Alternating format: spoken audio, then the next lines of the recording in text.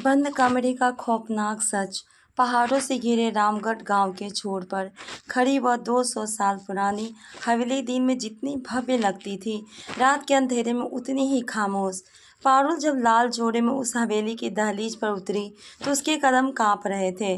उसकी शादी विक्रम से हुई थी, जो शहर से पढ़ा लिखा था लेकिन अपने खानदान के कड़े नियमों से बंधा हुआ था। शादी की पहली ही रात दादी सास ने पारुल को हवेली के नियम समझा दिए थे। बहू, इस हवेली की मर्यादा ही हमारी सबसे बड़ी दौलत है। शाम के 7 बजे के बाद इस हवेली की औरतें अपनी हवेली के उत्तर दिशा वाले हिस्से में नहीं जाती। उस तरफ एक पुराना बंद कमरा है, उस दरवाजे को छूना भी मना है। पारुल ने सिर झुकाकर सहमति दे दी, लेकिन जैसे जैसे रात ढलती, उत्तर दिशा वाले उस बंद कमरे की तरफ से किसी के धीरे धीरे घुंघरू छनकाने और सिसकियों की आवाज़ आती थी। जब पारुल विक्रम से पूछती तो वह बात टाल जाता और कहता, पहाड़ी हवाओं की आवाज़ है। पारुल, तुम सिर्फ अपने काम पर ध्यान दो। पारुल के लिए इस घर में जीना किसी कड़े संघर्ष से कम नहीं था। सुबह 4 बजे से लेकर रात के 11 बजे तक उसे एक आदर्श बहू की तरह हर नियम का पालन करना पड़ता था। भारी घूंघट, हर बात पर सास दादी सास की हिदायतें और अपने सपनों को भूल जाना। वह पढ़ना चाहती थी, चित्रकारी करना चाहती थी, लेकिन उस हवेली में औरतों के लिए हुनर दिखाना कुल की मर्यादा के खिलाफ माना जाता था। लेकिन सबसे बड़ा रहस्य था वह बंद कमरा।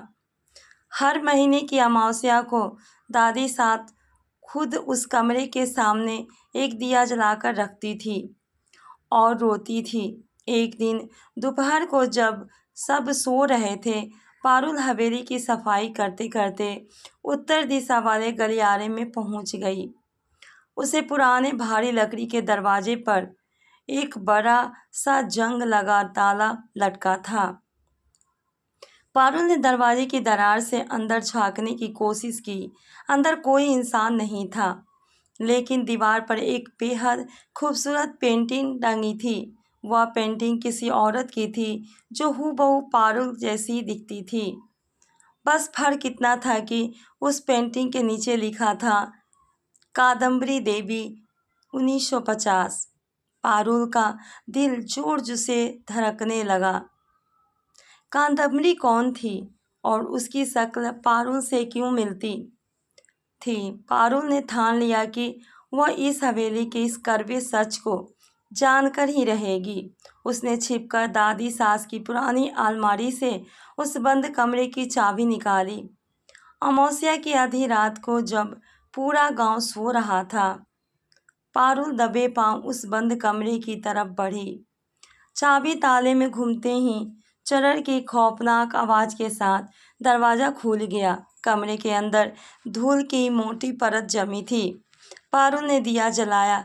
कमरे में किताबों का ढेर अधूरी पेंटिंग्स और एक पुरानी डायरी रखी थी।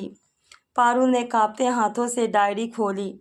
वह डायरी कादम्बरी की थी, जो इस हवेली की बहू की थी, जो पारुल ने बड़ी बहू थी और 50 साल पहले गायब हो गई थी। डायरी पढ़ते पढ़ते पारुल की आंखों से आंसू बहने लगे।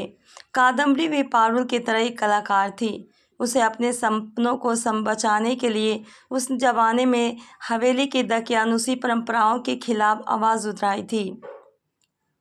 उसने पढ़ाई करने, औरतों के हक के लिए लड़ने की हिम्मत दिखाई थी, लेकिन इस हवेली के पुरुषों और पुरानी सोच ने उसे पागल करार देकर इसी कमरे में बंद कर दिया था। अपनी कला और स्वाभिमान को बचाने के लिए कादम्बरी ने अपनी पूरी जिंदगी इसी अंधेरे में काट दी, लेकिन उसने हार स्वीकार नहीं की। वह आवाज़ जो पारुल को रोज़ सुनाई देती थी, वह किसी भूत प्रेत की नहीं, बल्कि कादम्बरी के अधूरे सपनों और इस हवेली की दीवारों में कैद औरतों की चीख की गूंज थी। अगली सुबह जब पूरा परिवार नाश्ते की मेज पर बैठा था, पारुल वहां आई, लेकिन आज उसके सिर पर वह भारी घूंघट नहीं था। उसके हाथ में कादम्बरी की वही पुरानी डायरी थी, दादी सास पारुल को बिना घूंघट के देखकर गुस्से से कांपने लगी। पारुल, यह क्या बदतमीजी है? तुम्हारी यह हिम्मत कैसे हुई इस रूप में सामने आने की? विक्रम ने भी पारुल को रोकने की कोशिश की। पारुल, क्या कर रही हो? दादी जी का गुस्सा तुम जानती हो, पारुल ने शांत लेकिन अटल आवाज में कहा। आज तक इस हवेली की औरतों ने मर्यादा के नाम पर सिर्फ अपनी आवाज का गला घोटा है। 50 साल पहले आपने कादम्बरी जी के सपनों को इस अंधेरे कमरे में दफना दिया था ताकि आपकी मर्यादा बची रहे, लेकिन आज मैं अपनी जिंदगी के साथ ऐसा नहीं होने दूंगी।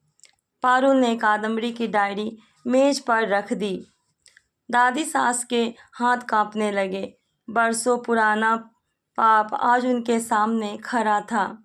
पारुल ने कहा, स्त्री का संघर्ष सिर्फ घर के काम करना या ताने सहना नहीं है। असली संघर्ष है अपनी पहचान को खोने से बचाना।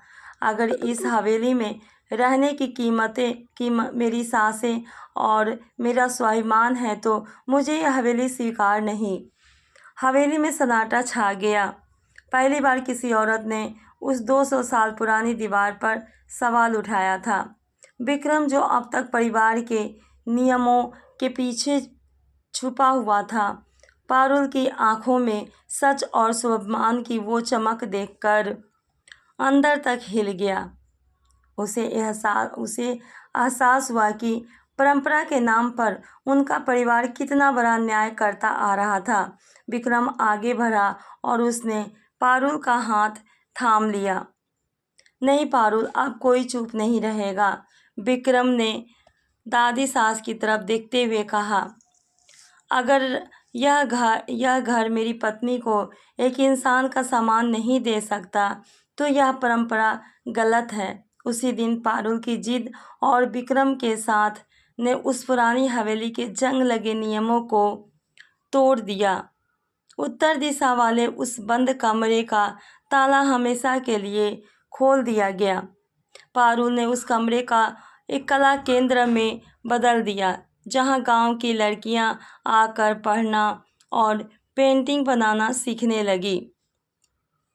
जिस हवेली से कभी सिसकियों की आवाज़ आती थी, अब वहां से नई पीढ़ी की लड़कियों के हंसने और पढ़ने की आवाज़ गूंजने लगी।